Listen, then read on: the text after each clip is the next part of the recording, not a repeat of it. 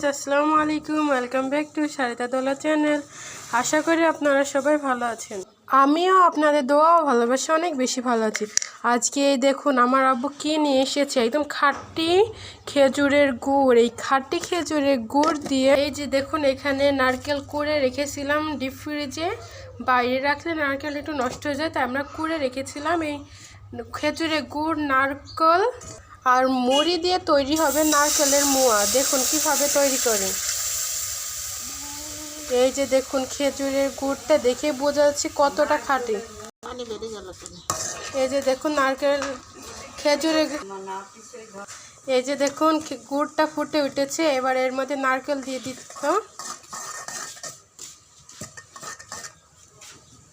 এর আগেও একদিন আমরা এই নারকেলের মোয়া বানাইছিলাম, ভিডিও আপলোড করা হলো না, পোস্টে ছেড়েলাম।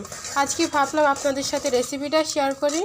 এবার ভালোভাবে এটাকে জাল করে নিতে হবে, টানা টানা করে নিতে হবে। দেখুন কত সুন্দর জাল হচ্ছে, কালারটা just looking like for wow. Guys, আমরা আরেকটি চ্যানেল খুলেছি, ওই চ্যানেলে গিয়ে অবশ্যই লাইক, কমেন্ট এবং সাবস্ক্রাইব করতে ভুলবেন না। চ্যানেলের লিঙ্ক হলো সারিতা দোলা ডেলি লাইভ ব্লগ দিয়ে সার্চ দেবেন, চলে আসবে। ওই চ্যানেলে শুধু আমাদের ডেলি লাইভ ব্লগটা পেয়ে যাবেন। এই যে এখানে জাল মোটামুটি করা হয়ে গেছে।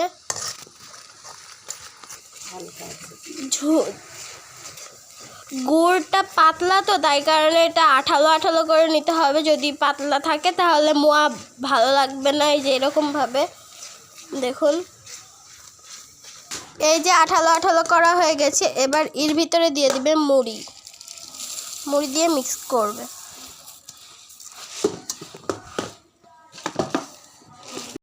এই যে সুন্দর মতো মিক্স করছে, গুড়ের সাথে ভালোভাবে মিক্স করতে হবে। এই যে দেখুন মিশানো কমপ্লিট হয়ে গেছে। এবার মোয়ার শেপ দিতে হবে। গাইস, এই দেখুন এইদিকে দুইটা তৈরি হয়ে গেছে, আর এইদিকে আমার বোন আর আম্মু তৈরি করছে, আর আমি ক্যামেরাম্যান আজকে। এই যে দেখুন কতগুলো তৈরি হয়ে গেছে, এখনো তৈরি হচ্ছে, পুরো এক থালা হবে। এই যে আরো একটা তৈরি হয়ে গেল। এই যে গাইস তৈরি হয়ে গেছে আমাদের মোয়া। এই যে একটি মোয়া আমি আপনাদেরকে খেয়ে দেখাই কত বেশি মসমস হয়েছে।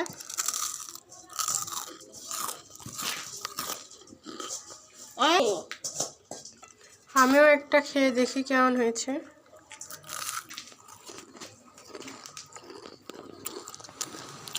So yummy.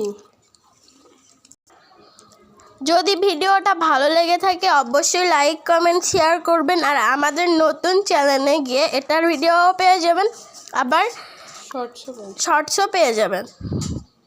So by.